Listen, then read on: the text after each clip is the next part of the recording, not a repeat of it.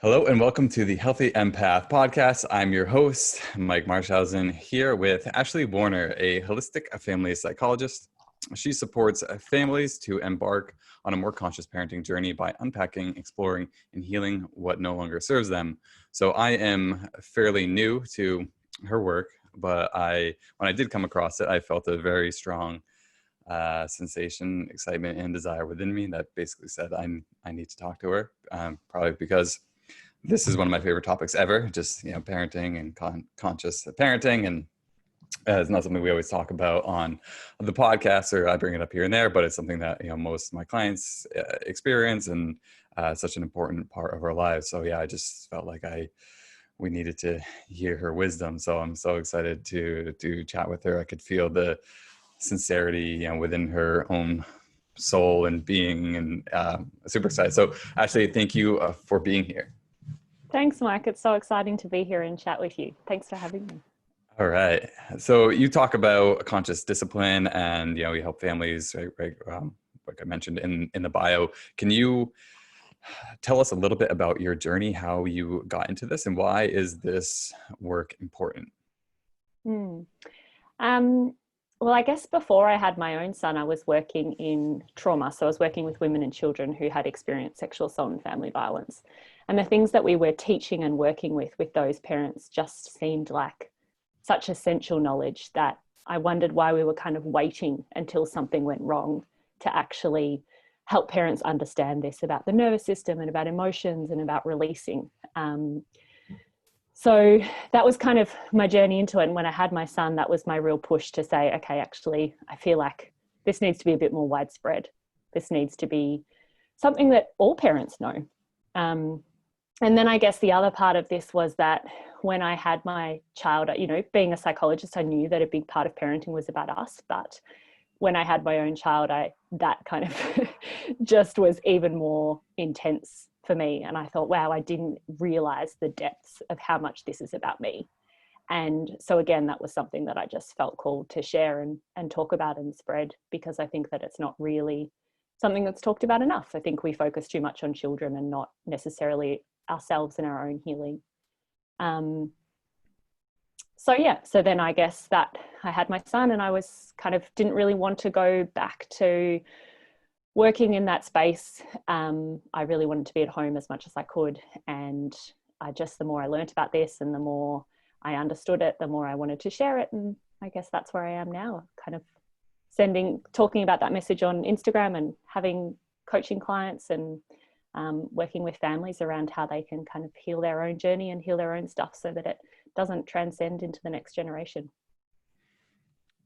Nice. And so was this a big part of, did your childhood have a lot to do with this? Because, some people, they get into it because they had rough childhoods. And then other people, it seems like even for myself, this is one of my most passionate things, but I didn't have parents who were so crazy opposite. Obviously, I wouldn't say like the conscious parenting and that kind of stuff, but, almost never any physical or even really mental emotional abuse, anything like that.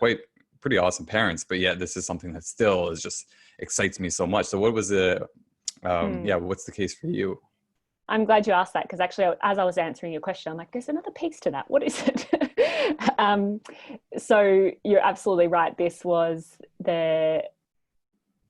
I guess for me, similar to you, I had really great parents. I had, really great childhood. Everything on the surface was wonderful, but my parents had their own trauma histories or their own stuff going on, and couldn't quite get that next layer of seeing us emotionally, of understanding, some of us were a bit more sensitive than others, and understanding how to kind of tune into that. And I think that was part of the generation. There's lots of reasons why that was. I think a generation ago, parenting was quite different. So I totally understand that. But it was, I don't know who it is that says it, but somebody says you teach what it was that you needed to know. And I definitely feel that that's been me. I teach what I needed as a child, and what I needed the people around me to understand is a big part of what I teach and I help parents understand. And that's really about tuning into those difficult emotions and being able to sit with those challenging feelings in kids so that they know that they're normal, and they learn that they will rise and fall, and learn how to release them so that they can go out into the world and keep experiencing things. Okay. Yeah. Yeah. Very similar thing for me too. And that's a lot of the, almost like the unseen part. And you're right, because so many people are focused on, these bigger, like obvious kind of traumas, and there's not as much, recognition given to just simply, being misunderstood, in this child and in this world, or simply just not having, any rites of passage, any ceremony, Yes. any way to figure out who you are, and Exactly. to express your individuality. So you may have kind, loving parents, never hit you, never swore at you, but that Yes. doesn't mean like walk through this world with this kind of, like we were talking, like, just like that sense of like, confidence and clarity, you know who you are, and like that passion and that excitement, because you're just kind of a little lost, little confused, and almost like bored, like what is this human experience supposed to even be? Yes. Absolutely.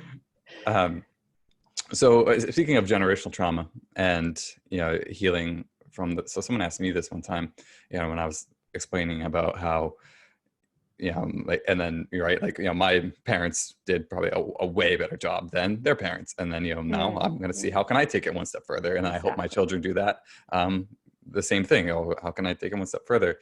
But the question is, what was something that my dad or had do you think he healed, or what was some type of karmic completion that he had with his parents? And I was like, I never really honored that much. So I'm going to ask you that question. What is something that your parents worked on for you, and then what is something that you think your kids are going to have to, what's the next step that they're going to take it?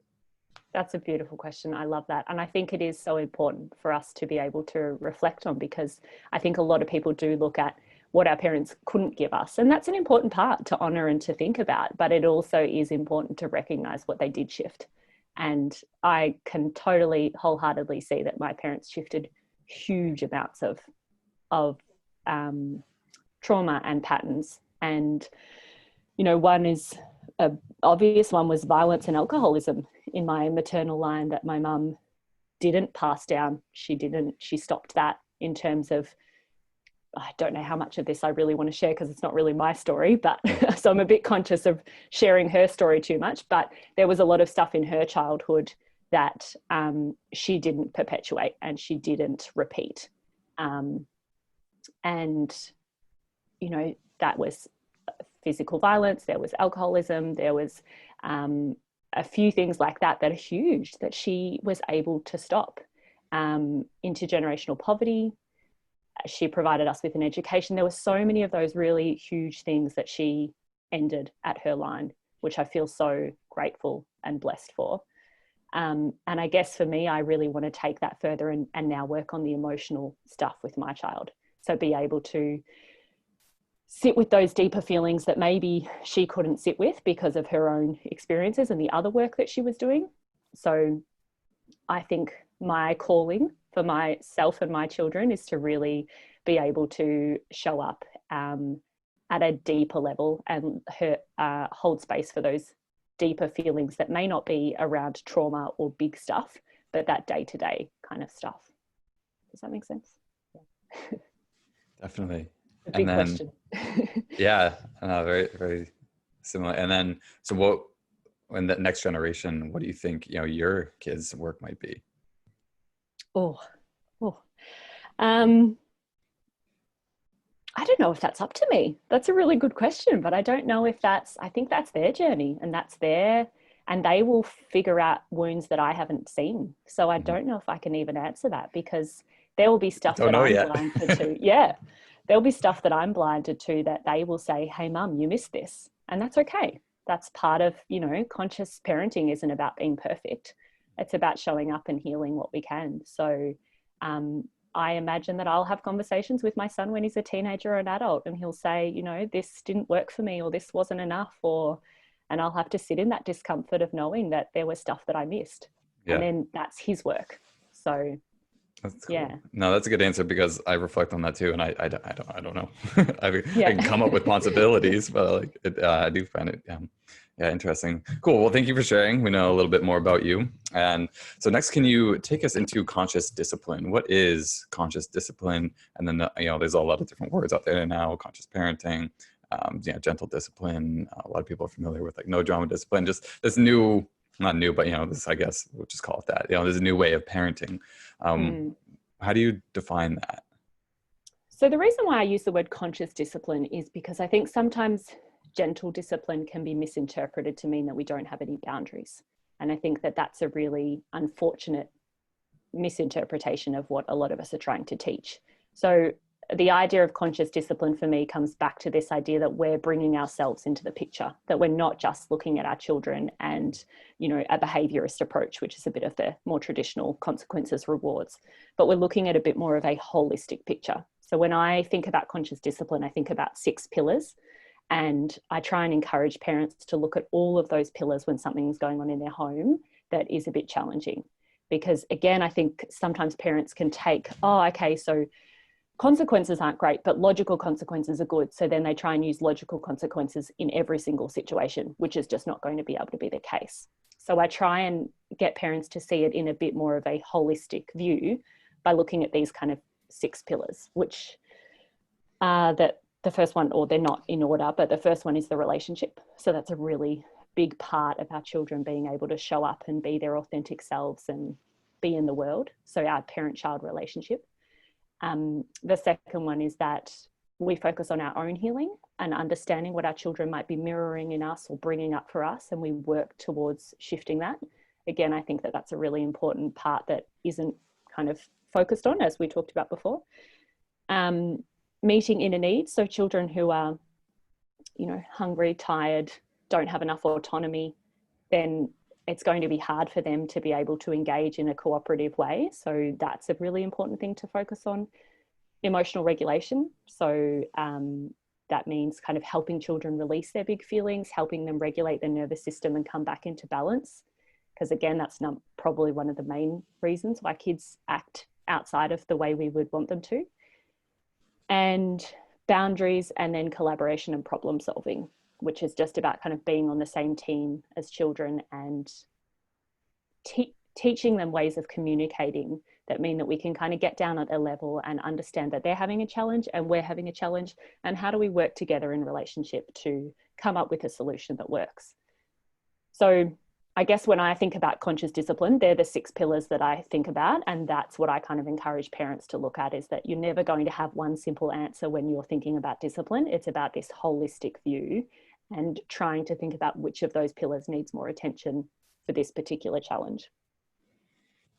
Okay. And then for the regulation and, the emotional regulation, the nervous system regulation, you mentioned that being one of the really big parts. And I think that's, we most experience that because like when that's not regular, then we have the behaviors, the unwanted behaviors, and tantrums and things like that. So can you share how maybe that manifests, and like the tantrum manifests from like this dysregulation, and then also how to help children regulate? Where I'm also, I guess since I have a toddler, I'm thinking more so like toddlers and younger kids, right? Because you can't explain things to them rationally and that kind of stuff. So what does it look like when a child or a toddler is dysregulated, and then how can we help them harmonize? Okay.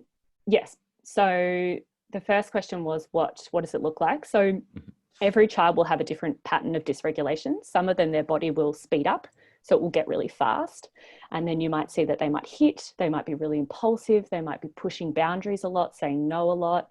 Now, some of this is normal toddler behavior, so it is about getting to know your child. But hitting is definitely a sign. Biting, pushing. Sometimes it can manifest in terms of hyperactivity, so running around really fast and so it's like their body just has too much energy that they haven't been able to balance. And then at the other spectrum, they'll go too slow. So their body will kind of almost check out, or they'll look disconnected, glazed over. Now, these are the kids that we tend to miss a lot because they look quite calm and on the surface, and they look like they're quite cooperative. But those kids are also in a pattern of dysregulation as well. So they're really important to look out for. But mostly in toddlers, what we see is that speeding up, and we see that kind of hitting, aggression, hyperactivity, unable to control their impulses. So that's kind of the main things that you would notice. And that's a really important sign. When you're seeing your child hit somebody or bite or push, that's a really important sign that their nervous system is dysregulated and that they need help regulating their emotions. They don't need to be punished or scolded or reprimanded or even taught anything at that point, because at that point their prefrontal cortex has started to go offline. So they've moved into this mode where their prefrontal cortex, the small part of it that's already developed, is actually not really there and available. So those ideas, of talking logically to them, explaining what you want to have happen, rationalizing with them, all of that stuff requires a higher order part of their brain that is offline once they're dysregulated. So at that point, we're really just trying to get them into their body and either slow their body down or help them have a really big emotional release. So I tend not to use the word tantrum. I tend to prefer the word emotional release, because that kind of helps us reframe what it is. So your next question was how do we help them? So a tantrum is a really healthy way for a child to rebalance. So if a child can start to tantrum, so they can start to rage or cry, and we can sit in that space next to them and be really grounded and really present and have no agenda, then what can happen is all of that extra energy will release from their system, and then that will rebalance their nervous system. And you'll know when you get that right, because their eyes will be brighter, they'll take a deep breath afterwards, they'll be more cooperative, they'll be more connected to you, they'll have returned to that authentic self. So that's one way, is through a tantrum, is how we help them. Another way that's really important to help children release kind of built up feelings and stress is through laughter. So playing. So I know with my 2-year-old, we chase him around the house and we pretend to catch him, and he hides and we find him and he giggles and giggles and giggles. And that is a really healthy way for him to release lighter feelings of powerlessness and stress that he's built up throughout the day. So tears and raging, which is a tantrum, laughter, and then even just helping them slow their body down. If you're not at that point, it might be something like getting them to jump on the trampoline, or getting them to move their body, or getting them to go out in nature. So all the things really that we do as adults, we're teaching them the very same things. And so they're basically, some ways that we can help our kids regulate again. Yeah. And like when you said that, using the different word, like an emotional release, and that with that comes a perspective shift. And I'm not an expert in this stuff. I'm just passionate about it. And I've read at least a dozen different like parenting books, and I think about it a lot.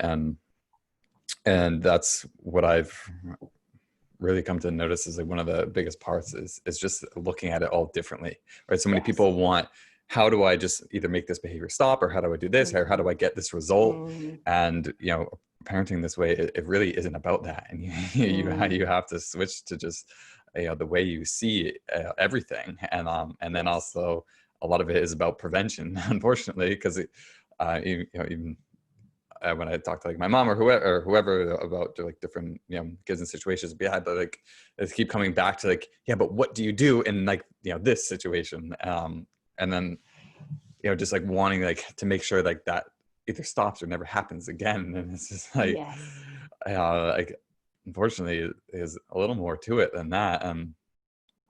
And you just really it takes a completely different way of thinking and approaching. So I like that stuff that you said, and the just allowing them to have emotions, right, and just laughing and crying, and getting them outside, doing stuff with them. But I don't. A part of me even like has that similar, like what I was just talking about. Like, so I'll share a personal example. Ever since Bodhi was born, so now like my older son Lucan, we pretty much have to just go to bed with him until he falls asleep. Whereas before, we did that for a long time anyway, and we co-slept and everything. But then he just on his own naturally just slept in his own room in his own bed, and would either fall asleep quickly or just would fall asleep on his own, just like, all right, bye. And then he was born, and now it's not like that at all. And if we try to leave, he will scream at the top of his lungs nonstop. And so part of me is like, how do I make that stop? And so I'm curious, one, if what you would recommend there, but then two, like what I've come to do is just accept the fact that I'm going to bed with him, and give him what he needs. And I don't want to do that. I want to do a lot of other things, but I signed up to be this steward in this guide. So is there any do you have any thoughts on that? Or I'm sure that's a common thing with people, right? The whole nighttime and sleeping thing. And so is there we've been reflecting let's spend more time with them during the day. Let's do this and let's do that. And we've been doing a lot of that stuff, but still just no, freak out if you try to leave. Yeah. And it's so much harder when second baby comes along, isn't it? Because like you say, maybe all of those needs were getting met, and maybe all of those feelings were getting released. And now it's just a whole different story. And toddlers have to go through, I'm assuming he's a toddler. I didn't ask you how old he is. Yeah. He'll be how 3 old's in your December. oldest? 3, yeah. They go through such a process of grief that's really hard for us to understand and for them to explain, because, things have really shifted overnight. And what I say about parenting, about sleep, is that children generally need 3 things to go to sleep. One is that they feel connected to us, that their needs are met. And so maybe when a new baby comes along, they need more of that connection at nighttime. Like you're saying, maybe this is just an inner need that needs to be met. They also need to feel tired, which I'm sure he does. And then the third one is that their body needs to be relaxed. So their feelings need to have been released. And sometimes if we're, they can kind of distract themselves throughout the day, or they're playing a lot or whatever, and then they get to nighttime and everything gets quiet, just as it does with us. Everything gets quiet and everything calms down, and all of a sudden those feelings bubble up in them and they feel more of a need to be heard. And this is why a lot of parents will say, I get all these tantrums at nighttime, we're fine during the day, and then right before bed, or because it's just like us. Like if we lie down and we're feeling a bit anxious about something, or we've got thoughts racing, that tends to feel more intense when we lie down and we're quiet. And so it's the same for our kids. Sometimes it's not that they're necessarily choosing that, it's just all of a sudden those feelings are bubbling over and they need more of that connection, or they need somebody to listen to them cry and rage and get it all out. And so, a lot of my clients will have that, where they have to listen to a lot of crying and a lot of tears before bedtime. And then once they do that, their child can go off to sleep. There's no quick fix, but I think you're definitely thinking about all the right things in terms of his needs and his emotions, and that's the important thing long term. Yeah, I felt a strong emotional reaction when you mentioned this concept of that grief and that change. And it reminds me of helping our children do what adults need to do. And as someone who works as a type of therapist, I'm thinking of certain clients that grief comes up a lot, and talk about grieving, and and I do a lot of channel messages for people and stuff, and share what comes through there. And one recently has to do with grief and sadness. And if you never let yourself be sad for really your whole life, and you never actually knew how to grieve, so now you need to do that now. And how long is it going to take? As long as it takes. Could take years, I don't know. And so send that to a child who their entire reality that they know shifts so drastically overnight. Yes. You expect them to just get over that in a week or something. Yes. So it's how long is it going to take? It's however long it needs. Yes. So that's definitely a powerful way to look at it. Thank you. And like you say, it could even not even just be the grief that's coming up. Sometimes these birth processes can bring up other things that have been held into their body as well, that now it's all coming up, so they're going to release more of that.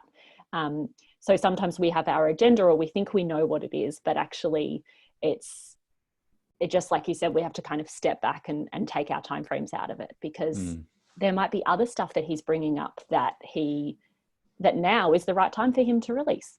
And I definitely get caught up in this with my son of well, we've dealt with that, or can get my adult agenda into it. And it's just not how it works. It's about, exactly like you say, how would we show up for an adult with patience and no time expectations, and just continuing to listen to the feelings, and as they come up, they'll come up in their own divine time. Yeah, and when you were saying other stuff will come up too, that what came up for me was also, yeah, like the difference in the birth. Like I was briefly telling you before we were Mm. recording, the difference in the births, and like Lucan's birth. I guess, yeah, I'm sure it's traumatic, and people who follow me, they know I pretty much think any westernized birth is traumatic, and so the yeah so and then so Bodhi had this pretty incredible experience, in her home and all this kind of that, and Mm. then Lucan's, Mm. there was a lot of, his mother was in a lot of pain, and then he was in a Mm. hospital, and being empathic in a Mm. hospital, all these other kind of energies can come in, XYZ. And then so maybe, when Bodhi's energy was carrying like that energetic field of, right, that harmonious birth, and so maybe that is having some type of like imprint on Lucan, and like that's clearing his field. And I'm getting Exactly. chills on that. So yeah, that's Yes. definitely, Yes. never would have thought of that. And that's it, isn't it? It's the story that we tell ourselves, because we don't know, right? That could be true, that might not, we don't know. But the story that we tell ourselves that actually allows us to show up even more for our children is really important. And I think you mentioned this before when you said something about reframing. Like, we have to be so aware of the stories that we're telling ourselves, about bedtime. So what is it that we're going to bedtime with? What story that is it that he shouldn't be doing this? Or is it that, you know, whatever? And now you've got this story that's like, oh, okay, maybe actually he's releasing something about his own birth. And then I wonder if that actually allows you to show up more for him. And that's what I love about conscious parenting, is when we can be aware of the stories we're bringing into the moment and shift those so that it allows us to be more open and more ready for our kids. Then that's the work. And that's just, yeah, I love hearing you talk about that. It's amazing. uh, so fun. And then, so a lot of my clients, they talk, well, I mean, the show's called The Healthy Empath, right? So people listening, they're sensitive souls, they identify as empaths, different kind of like, healers to be, I say. And then, so they find that they often have either all of their children, or at least one of their children is very sensitive, highly empathic. Have you come across this, in your practice, and how can those, I think the answer is probably, you do the same thing for them. I don't know, maybe you have better ways to look at it or approach it. But so, yeah, how can we help that extra sensitive children, and perhaps, what might be going on in the relationship with a highly sensitive parent and a highly sensitive child? Mm. Yes, I'll be very honest with you. I pushed away this concept for a long time in my work, and thought, no, everyone is, and everybody needs these responses, and it's the same. And then I had my son, and I was like, oh, it's not the same. This is what people are talking about. So I have to come from that honesty with the people who are listening to your podcast, that a few years ago I would have not necessarily understood this to the same depths that I understand it now, having a toddler in my house and who's teaching me about this at a very deep level and calling me to understand this at a much greater level than I did a few years ago. So I think probably what I've come to understand with my clients and my own son is that, yes, it is the same. We do need to help all children release their emotions, but we have to understand that these sensitive kids are going to, as I know all of your listeners know, feel more deeply and experience things more deeply. And so we're probably going to have to listen to more feelings, and we're probably going to have to, for some of them, I think, and I know my son does this, they call us to a deeper level of presence when we are listening to that feeling. So what we might get away with in terms of being able to hold space with other children, we won't necessarily get away with sensitive children. They can feel any slight agenda. They can kind of sense if you want them to hurry that up, or if you want them to release that quicker, or if you want them to move on. And know if you're lying. Exactly. So I think that the first thing is, I think that they really call us to hold space in a deeper level. And so that might mean we have a lot of our own work to do to be able to sit in that space. And I also think that it means that we will have to listen to more feelings, and it's probably, I don't want to say more important, because I think it's important for every child, but we have to realize that these kids will build up their feelings more easily and quicker. And so we need to be able to really teach them those skills of releasing through tears, through healthy rage, and through laughter. and kind of supporting them to do that as often as they need. And if that's all day, every day, that's all day, every day, so that then they can go out into the world in balance again and, you know, do the amazing things that they will do with their skills and their sensitivities. Nice. And so, yeah, actually today on a call with a client, and she was saying like that's one of the, one of her kids, her 7-year-old, and is the extra sensitive one. And when the 7-year-old gets overwhelmed or stressed, then, you know, she gets overwhelmed and stressed, and it just, it builds upon each other to this point of complete overwhelm. And so is this a matter of just slowing down and, you know, kind of like stopping and allowing for this space, and just, you know, recognizing that we're both, you know, really wound up here. So I think we both have something to learn about our bodies and our nervous systems, and, you know, how to approach the day kind of thing. So yeah, what advice would you have there? Is it the same as kind of what you've been talking about? Yeah, I think that when we get to the point of, as parents, where we're overwhelmed by our kids releasing, then it's probably a sign that we may not have somebody who's listening to our feelings. So either we don't have somebody listening to our feelings, or we haven't listened to our own inner child. Yeah. And that might mean that we have some layers of work to do about listening to the needs that didn't get met, or whatever's being brought up within ourselves, so that we can create more space in our body to be present for them when they have their feelings. So I guess it's always a sign of what do I need? What do I need to do to look after myself as a parent, so that I can show up fully and with complete presence for my child, who needs to be able to come home and have a big cry or have a meltdown or release in some way. And often that's boundaries. Often that's, you know, simplifying the routine. It's finding the right balance, which is really hard when you've got a family of multiple different people and different needs, but finding that sweet spot where everybody gets their needs met, but are not overstimulated so quickly. But also, yeah, calling in help or therapy or whatever it is that allows, you know, somebody to sit there for you, because it is big work to sit there for a kid in the way that we want to do this, with authenticity and presence. So we need people to be able to do that for us too, and we need to do that for our own inner children. Does that answer that question?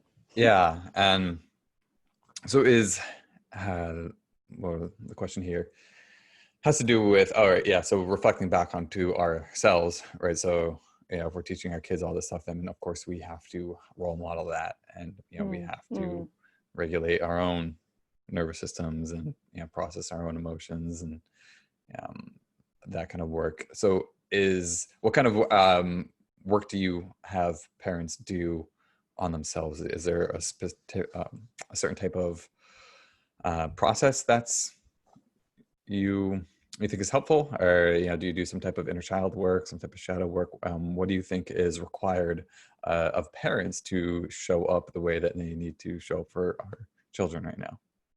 That's another big question. You like these big questions, don't you, Mike? You can answer them any way you want. I'm trying to think back to I think it's so different for each family that I work with. Honestly, for some families, it's about looking at their schedule and simplifying their schedule, and that's where we start. For other families, I guess it sounds like you work more with families who are quite sensitive and quite already doing a lot of their work. I don't necessarily have all of those. So sometimes we're starting a little bit further in another direction. So we might just be removing consequences, or, So I guess my range of clients is huge. And so sometimes it is just starting at things like looking at their schedule, and sometimes it is, you know, removing conditional based parenting techniques. Yeah. Most people listen to this. I'll say that real quick. Most people listening to this have probably done years of therapy and healing work and various things. Yeah.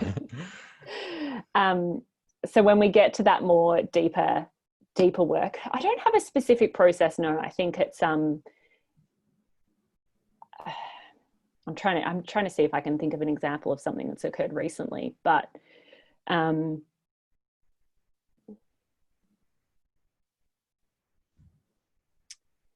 I guess No, I So, can't. so for like so for a parent, or I mean, a family struggling with these kind of challenges that comes in, and maybe, yeah, they're not used to this kind of stuff. So you don't just be like, all right, yeah, this is a manifestation of, your kids are an extension of yourself, and a manifestation of your own consciousness. Of they have problems, you have problems that you need to look at on, within yourself. You don't start off there. Yeah, it's not step one. Maybe set but some boundaries and just but talk yeah. about like reframe parenting things. And But I guess I'm trying to go back to what your exact question was, because I got a little off track. So it's more your so just question was, like, what if I'm asking if you have a particular like way that family or parents can work with their own, work with themselves, do this, what kind of like self-work can they do to better like help their kids? Do they need to do inner child work? Have you found do they need to do? Is it just a matter of, some health practices and creating, space and time for themselves? So just seeing if there's any things like that you've come across. So yeah, I guess once we get through the basic, it's not even inner child work is pretty foundational, but I think that that's probably a big part of what comes into this. So being able to recognize what your inner child didn't get and how that's coming up, how that's being triggered when your child potentially. So if, for example, you're a person whose tears didn't get listened to, and then your child cries a lot, that could be really triggering. So then the work is to understand that and understand what wounds are coming up for you and how you can kind of meet that for yourself, and also get another adult to support you in meeting that. So I guess that's the work is, and sometimes that's through meditation, sometimes that's through journaling, sometimes that's through understanding the stories that you're telling yourself, but really working out what it is that your inner self didn't get that is now stopping you from being able to be present and hold space for your child. Because I find that most parents have something, I think we all do, have something that kind of gets in the way and of us to actually be able to sit through a tantrum and an emotional release and be totally present without an agenda. And I'll give an example of myself recently that I've realized with my son is that I didn't have an agenda around tears or rage. I could totally show up and hold space for that. But what I actually had an agenda around, which I didn't realize, an unconscious agenda around, was when he was holding his emotions in, I would get triggered, because that for me was a feeling of, oh my gosh, I'm not doing it right. He's holding, which is I know is not healthy. And so that's a sign for me that I'm failing. And so then he could pick up on that slight agenda and he would hold even more. So I had to work through, and still do, work through this idea that actually maybe this isn't his timing. Maybe he's not ready to release at this point. And I can't rush that. And I can't bring my own expectations and my own wounds of wanting to be this, good mother around his emotions into the picture. I have to be able to be present for him without an agenda. So I think a big part of our work is figuring out what stories we're telling ourselves and what unconscious agenda we're bringing into that ability to hold space for our kid. That's I like that. Yeah, I don't know if I've reflected on that yet, which is, what agendas do I have here? So that's something I will reflect on, because I'm sure there's plenty. And I think for those of us who have done a fair bit of work, so for your listeners, that those agendas can be a little bit harder to spot, because for those people who are turning up and saying, oh, I just don't want my child to cry, it sounds like your listeners will probably have worked through that. They realize that that's a healthy thing, but it doesn't mean that we don't have a deeper level. It doesn't mean that we don't have another layer of stuff that kind of still gets in our way. So I guess that's a big part of our work. What are some other challenges that you see when it comes to parenting in this way? In terms, so let me give an example. The more so about just being in this world. Right. Just go to a playground and you just see like this, the way parents are when they're kids, and they're right. This child is, and that's happening. It's just out of this world, the way people talk to their kids and the way they control, and this controlling nature. And then, so I just think of like this whole sharing thing. Hey, you have a toddler now. You've probably seen like people trying to get like their, less than 1-year-old to share with all the other kids at the playground, and they're all like hovering and like so worried about who's sharing and not. And then I start to like feel weird because I'm just like, not saying anything at all. I'm just like, let him figure it out. Or like he doesn't have to share. Yeah. So what are some other, or like, yeah, what types of like challenges have you helped navigate some families through when it comes to holding your own space and knowing that you're doing the right thing, allowing your kid to cry, allowing your kid to choose for himself, or more so even just with like parents, right? Because everyone's parents has little comments to say. So what kind of challenges have you seen there, and do you have any advice on how to just stay in your knowing and in your space when it comes to this kind of stuff? Mm. It is a tough one, isn't it? So you're asking if, when we walk out into Social the pressures, mainstream kinda. world. Yeah. Okay. How do we kind of hold on to what we know is true?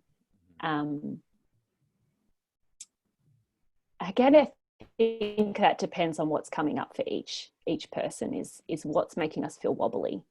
Is it that we need a little bit more information, or is it triggering something in us? Or is it, for some people, it's just like, oh, I needed a bit of reassurance from a professional, or I needed to be able to know that, this book said this, and for other people, it's a little bit deeper than that. It kind of, it brings up things for them that are at another level, if that makes sense. So turning up to the park and not being accepted, or turning up to the park and feeling different, or so I think it would definitely depend on the situation and the person, and what is actually turning up for them. But I guess I would say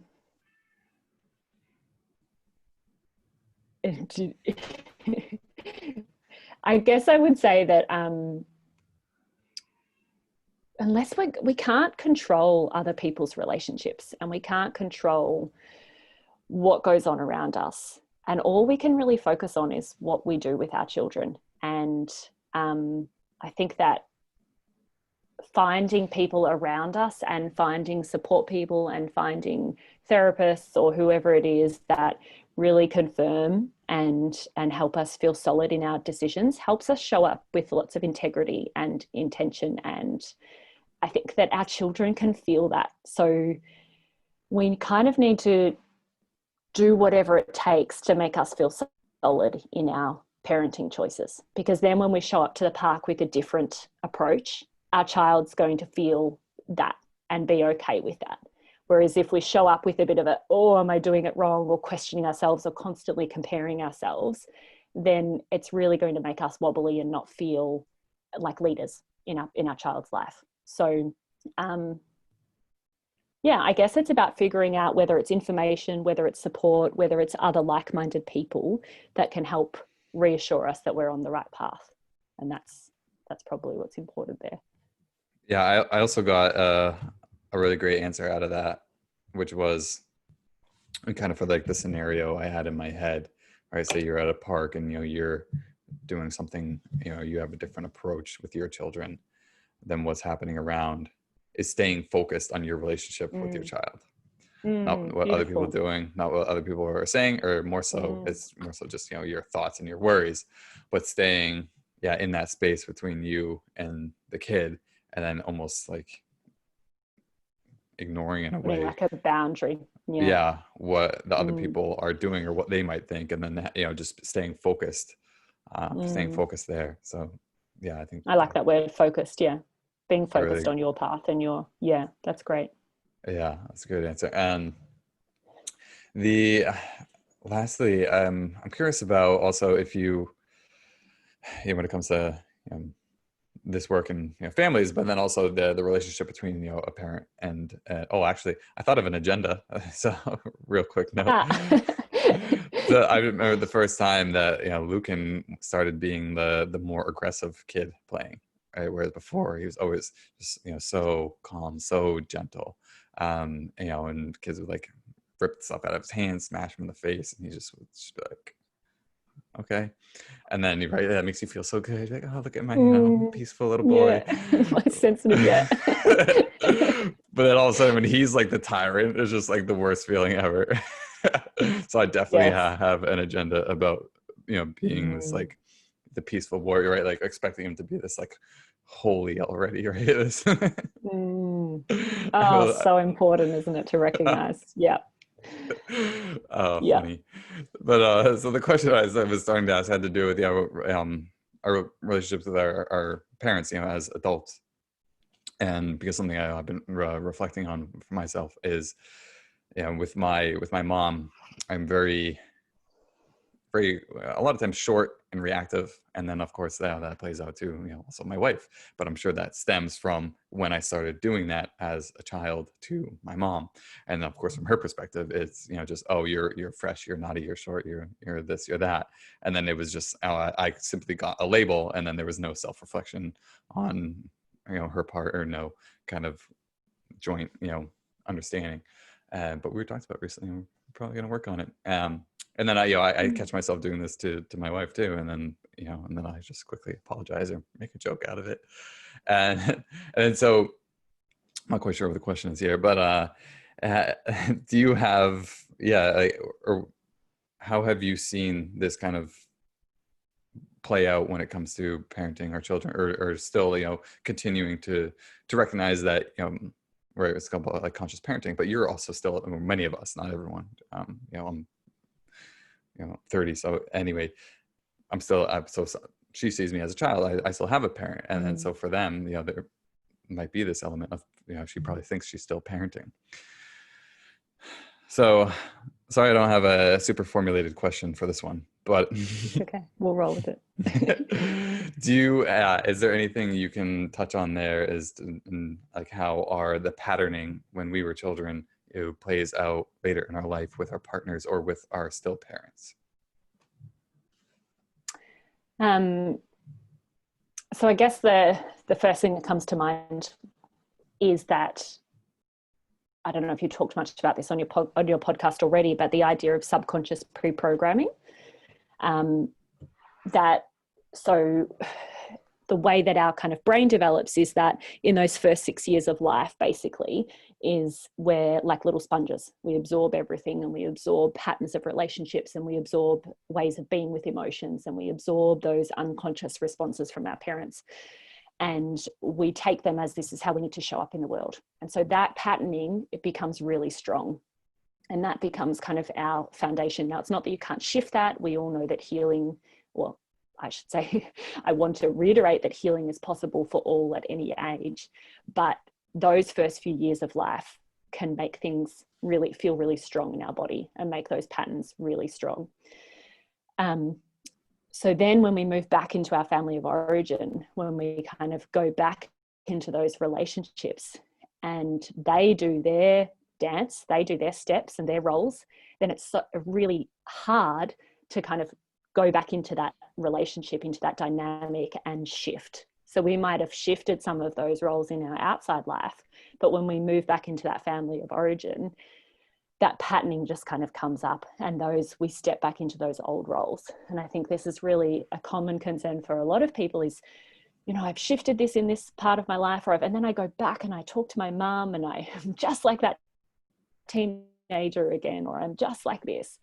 And that's just that next level of healing that we need to engage in. And it's really hard long-term work, because I can't remember who said that. I'm sure it's like a fairly famous quote or something. Like, if you think you're healed, go and spend a week with that one?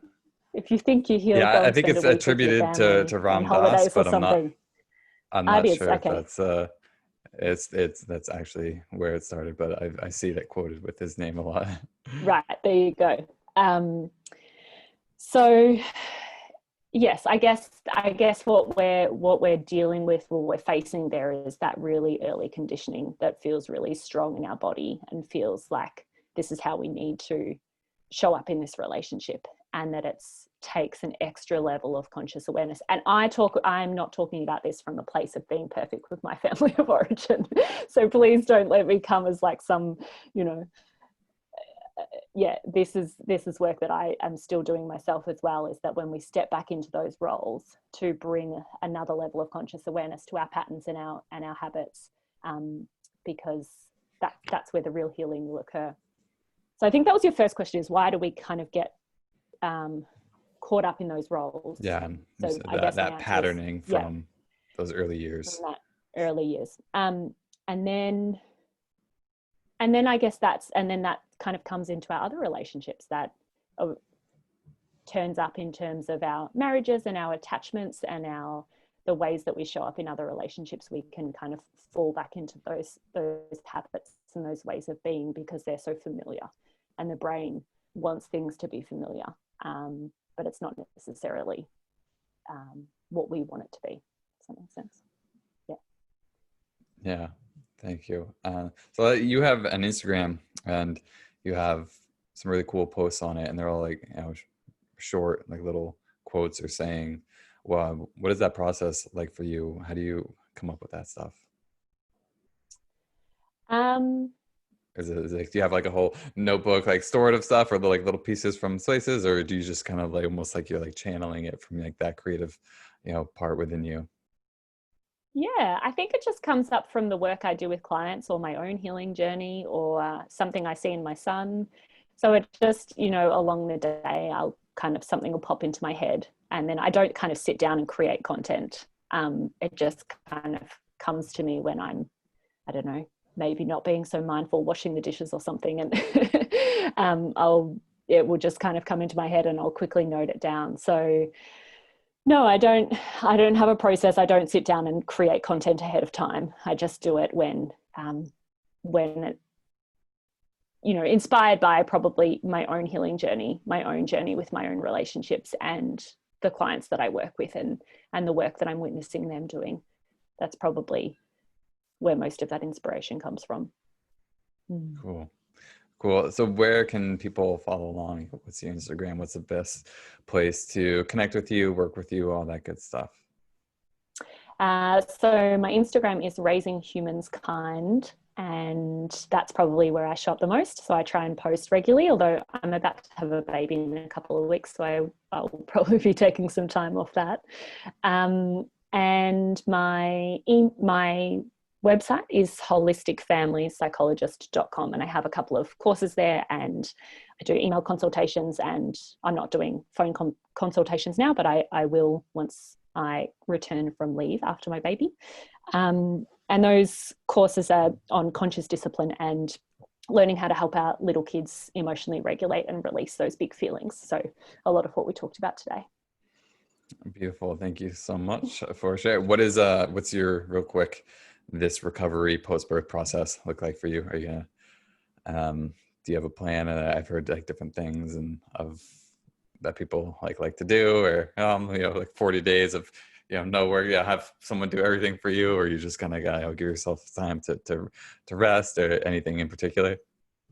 I do actually. Last time I knew I wanted to rest, but I found it really difficult to rest. So I found that story of having to be the woman that can do everything really came up, and that was really challenging. But I feel quite grateful. I had quite a significant tear, and so I needed to lie down with my legs together to heal that. And so that forced me to rest. And now I have this knowing that healing process was so essential for my whole first year of motherhood. And so I'm hoping this time I won't have the same challenges of wanting to get up and do things. I'll know how important that rest period is. So I've got a lot of women in my life who are taking a day each. And so I've organized like a bit of it's called like a 7 sisters system, where they will bring over food or snacks, or take my toddler for a walk, or nourish me in some way. So each of them are dedicated a day for the first 4 weeks after birth. So we'll do that, and my husband will be home for the first 4 weeks. And so I'll just hopefully stay in bed and, deal with my bonding and my toddler's emotions that I'm so aware will come up, as everybody's told me. Yeah. So they're my two main things, or 3: resting, bonding, and supporting my toddler through what I know will be a huge transition. Yeah. Beautiful. Well, yeah, thank you so much. So much fun. Yeah. And you already shared where people can find you. So I encourage people to check it out, whether you have kids or not, or want kids, or you are a kid. That's all great stuff. And that's a wrap. Yeah. Thank you. Perfect. Thanks, Mike. Thanks for having me. I really appreciate it.